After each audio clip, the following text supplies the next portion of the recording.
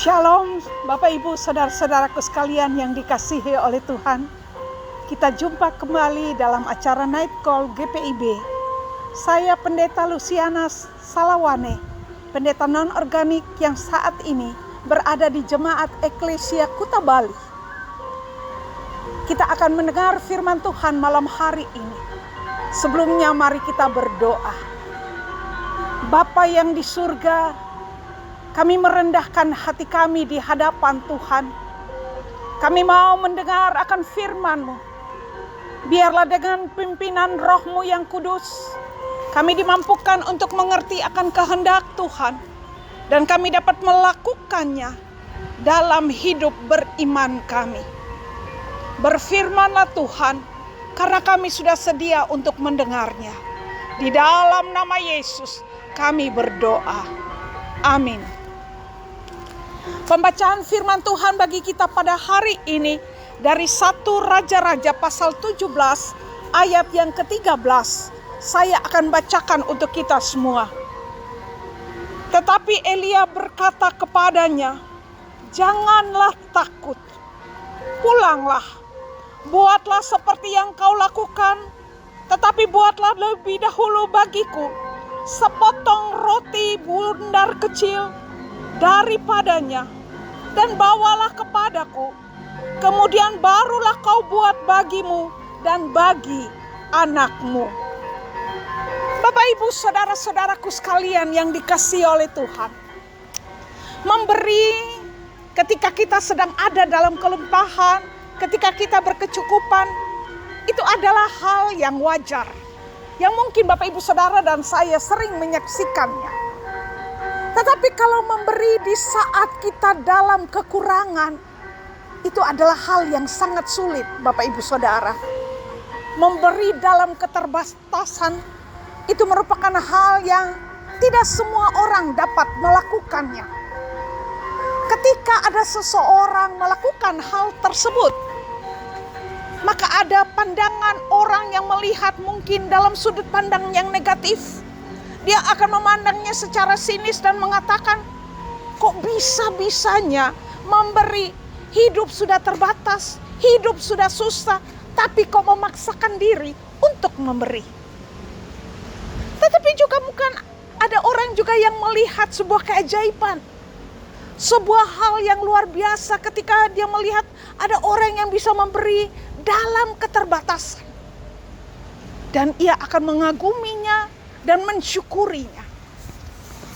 Hari ini kita membaca sebuah perikop yang menceritakan tentang seorang janda di Sarfat yang tinggal bersama dengan anaknya, dan mereka memiliki persediaan pangan yang sangat-sangat terbatas. Hanya segenggam tepung dalam sebuah tempayan, hanya sedikit minyak di dalam buli-buli. Tuhan menyuruh Nabi Elia untuk ke Sarfat. Dan Tuhan mengatakan, ia akan bertemu dengan seorang janda yang akan memberinya makan. Tuhan tidak mengatakan bahwa engkau akan bertemu dengan seorang yang kaya, seorang yang mampu, seorang yang bisa. Tapi Tuhan hanya memerintahkan kepada Nabi Elia, pergilah ke Sarfat dan kamu akan bertemu dengan seorang janda.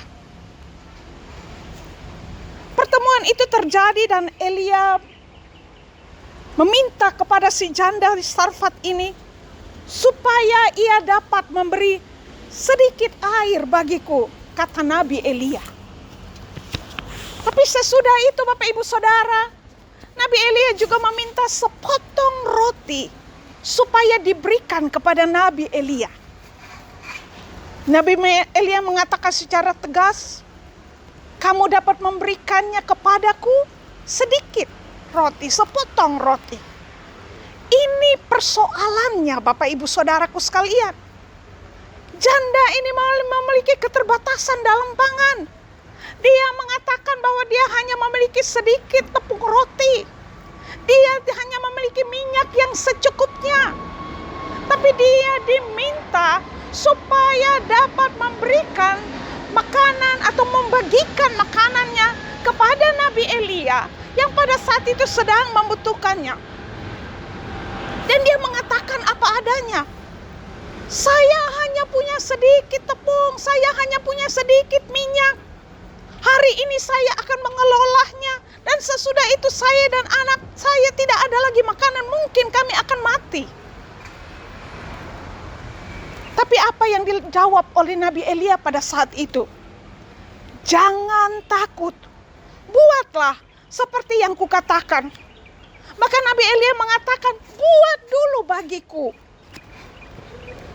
sepotong roti kecil, dan kemudian kamu bisa membuat kepada anak dan juga engkau.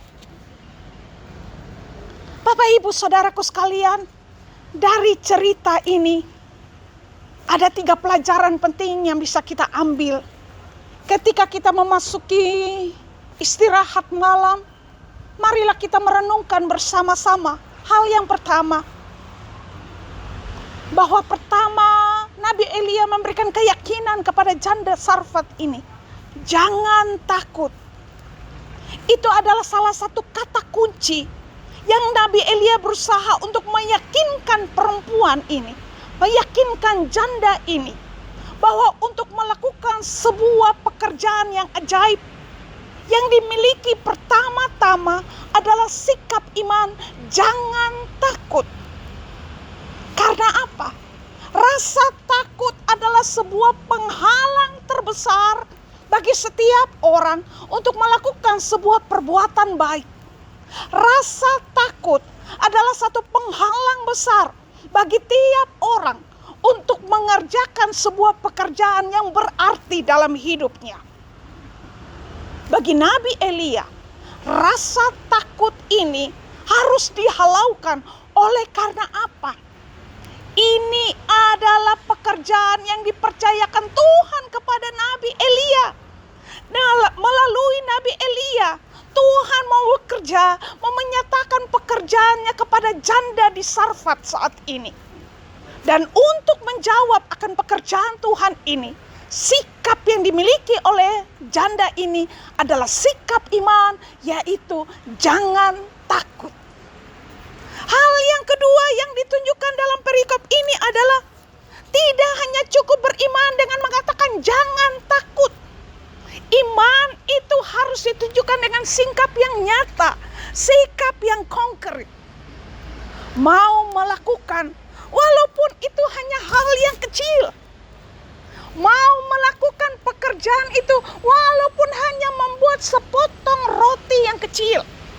Mungkin Bapak Ibu Saudara dan saya akan bertanya, kenapa Nabi Elia meminta kepada janda Sarfat ini supaya dia dibuatkan sepotong roti yang kecil? Dia tidak meminta supaya dibuatkan roti yang dapat mengenyangkan perutnya. Tapi dia minta sepotong roti yang kecil. Oleh karena apa Bapak Ibu Saudaraku sekalian? Kadang-kadang jangankan hal besar, untuk melakukan hal yang paling kecil sekalipun dalam hidup kita, betapa sulitnya untuk kita kerjakan ketika kita ada di dalam masa sulit, di masa-masa pergumulan.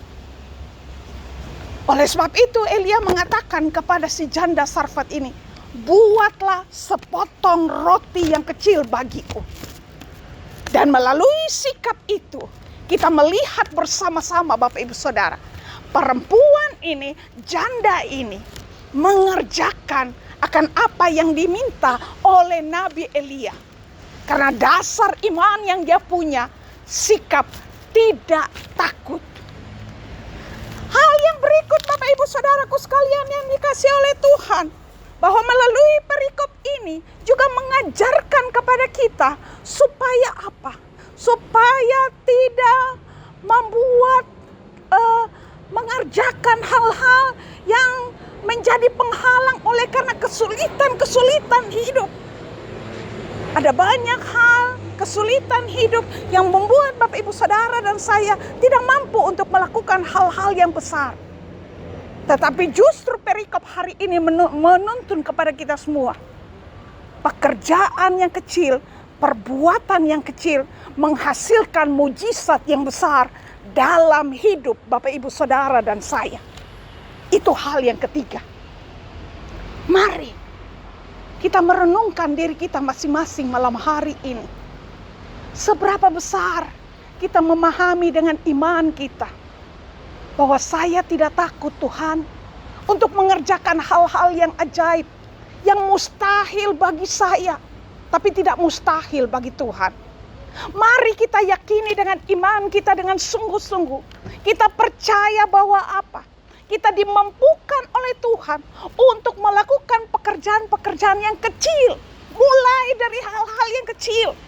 Dan dari hal yang kecil itu, kita akan melihat bagaimana Tuhan turut bekerja untuk mendatangkan hal-hal yang lebih ajaib, lebih besar dalam hidup kita sekalian. Mari. Masukilah istirahat malam hari ini. Renungkanlah firman Tuhan yang sudah kita dengar. Dan kiranya kita lebih menjadi orang-orang yang berkualitas. Segala keterbatasan kita tidak menghalangi kita untuk mengerjakan hal-hal yang ajaib dalam hidup kita. Tuhan memberkati Bapak Ibu Saudaraku sekalian. Amin. Mari kita berdoa.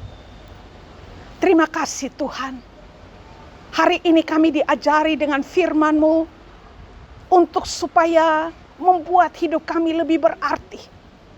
Kadang-kadang kesulitan hidup, keterbatasan hidup membuat kami sangat sulit untuk mengerjakan hal-hal yang kecil di dalam hidup kami.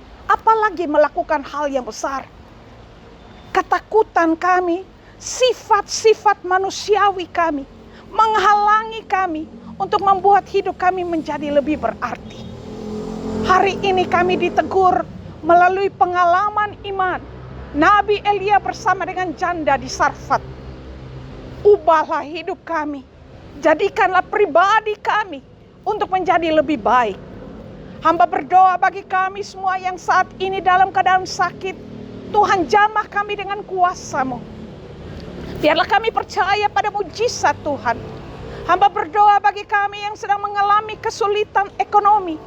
Bagi kami yang sedang mengalami pergumulan-pergumulan dalam rumah tangga. Tuhan Yesus tolong kami, berikan jalan keluar bagi kami. Hamba berdoa dan bersyukur bersama dengan kami semua. Karena kami sudah mengakhiri pekerjaan kami pada hari ini. Dan kami percaya semua yang kami kerjakan adalah baik adanya. Oleh karena Tuhan yang ada bersama dengan kami. Biarlah kami boleh istirahat dengan tenang.